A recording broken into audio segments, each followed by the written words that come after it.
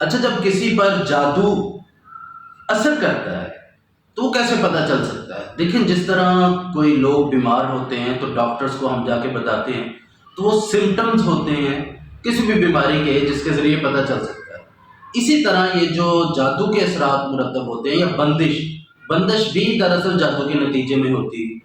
اس کے اثرات مرتب ہوتے ہیں۔ اچھا، اس کے علاوہ تیسری چیز ہے نظر بد۔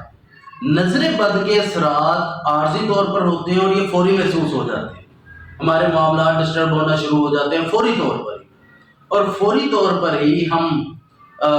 کام کرنے کو دل نہیں کرتا، ایون نماز کا ٹائم ہو گیا، نماز پڑھنے کو دل نہیں کرتا، جو کرنا چاہ رہے تھے وہ بھی بالکل چھوڑ دیتے ہیں،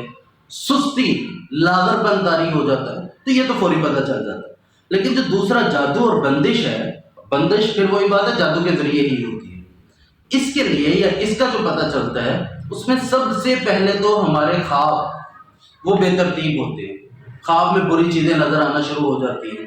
اور یہ ایک دفعہ نہیں ہوتا، ایسا نہیں ہے کہ ایک دفعہ آ گئی یہ تو معمول کی بات ہے، روٹین میں ہو جاتا ہے، ایسا بار بار آنا شروع ہو جاتے ہیں۔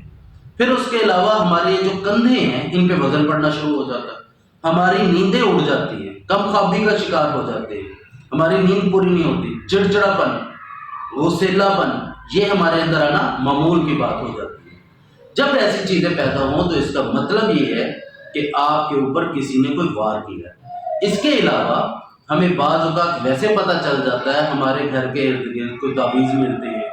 ہڈیاں ملتی ہیں، خون کے چھینٹے پڑتے ہیں، یا جاتے ہوئے سفر کرتے ہوئے بائک پر ہم جا رہے ہیں، ہمیں محسوس ہوتا ہے ہمارے اوپر چھینٹے پڑے، تو اس سے بھی اس کا پتہ چل جاتا ہے۔